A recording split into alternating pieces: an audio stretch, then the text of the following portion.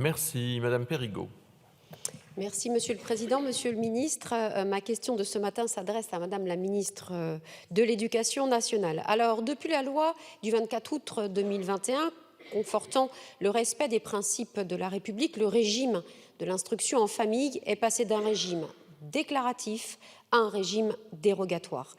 Cette instruction en famille, communément appelée école à la maison, a longtemps suivi une procédure simple, celle d'un système tout simplement déclaratif, permettant à chaque famille qui souhaitait opter pour cette forme d'apprentissage de pouvoir le faire. Depuis, les familles qui pratiquent l'instruction en famille ne cessent de nous alerter sur les difficultés rencontrées. Suite à la mise en place du nouveau régime d'autorisation, de très nombreuses familles se voient d'ores et déjà imposer contre leur volonté la scolarisation de leurs enfants dès 3 ans, alors qu'elles n'ont aucune velléité de séparatisme et se sont pliées à toutes les exigences de la loi. Alors bien sûr, les familles sont très inquiètes et bien souvent en colère.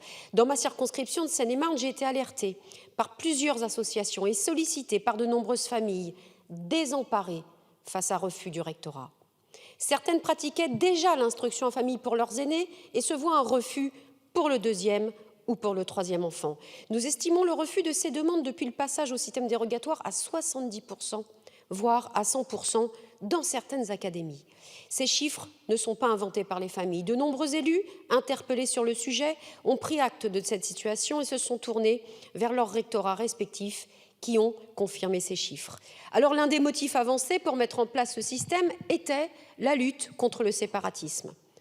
Le système dérogatoire n'a évidemment aucun impact sur le séparatisme et engendre seulement des difficultés supplémentaires pour les familles et les services de l'éducation nationale dont je veux ici, ce matin, saluer le travail. Alors face à ce constat, j'ai déposé en 2022 une proposition de loi visant au retour simple au système déclaratif qui reste bien sûr à ce jour sans suite. De même, j'ai demandé une mission flash sur l'impact de l'article 49 confortant le respect des principes de la République sur l'instruction en famille et son efficacité en matière de lutte contre le séparatisme, restée elle aussi vaine.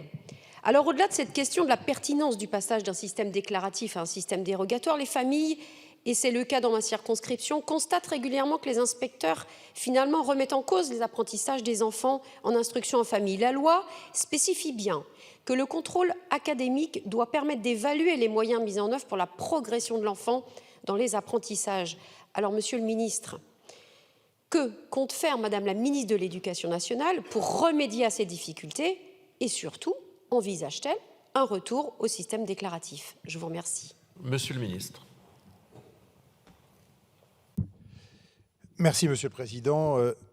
Chère Isabelle Perrigot, la ministre de l'Enseignement, de l'Éducation nationale, m'a transmis des éléments qui devraient être de nature à vous rassurer. D'abord, pour vous rappeler que le régime d'autorisation d'instruction dans la famille, introduit par la loi du 24 août 2021, confortant le respect des principes de la République, vise à garantir une meilleure protection des enfants, en plaçant l'intérêt supérieur de l'enfant au cœur du dispositif. Et c'est important de le rappeler.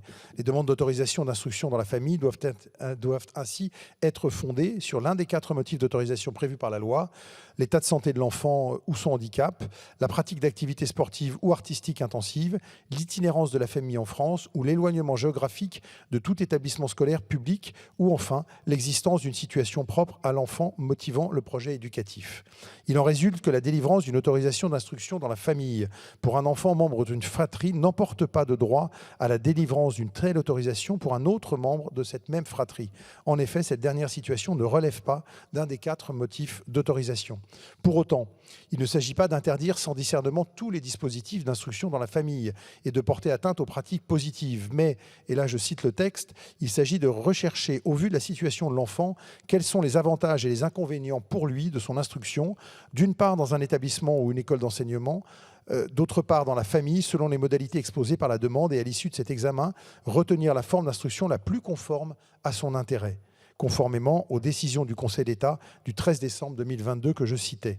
Chaque enfant est donc considéré individuellement et indépendamment de la situation de ses frères et sœurs, même si l'existence d'une instruction dans la famille déjà accordée à ceux-ci peut constituer un élément d'appréciation dans l'étude de la situation, sans cependant emporter une autorisation automatique.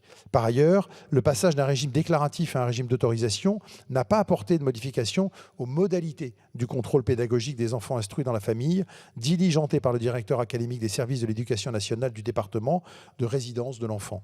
Conformément à l'article L131-10 du Code de l'éducation, l'autorité de l'État compétente en matière d'éducation doit au moins une fois par an, à partir du 3e mois suivant la délivrance de l'autorisation d'instruction dans la famille, faire vérifier d'une part que l'instruction dispensée au même domicile l'est pour les enfants d'une même et seule famille, et d'autre part que l'enseignement assuré est conforme aux droits de l'enfant à l'instruction.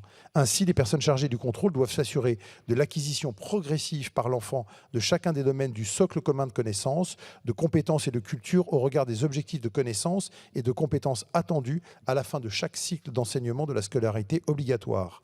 L'entretien prévu lors de ce contrôle est un moment de dialogue privilégié entre les personnes responsables de l'enfant et la personne chargée du contrôle afin de réunir les conditions d'un échange constructif sur les apprentissages de l'enfant. En tout état de cause, le gouvernement entend bien satisfaire à cette obligation de contrôle afin de veiller à ce que le droit à l'instruction des enfants instruits dans la famille soit garanti. Merci. Monsieur Martineau.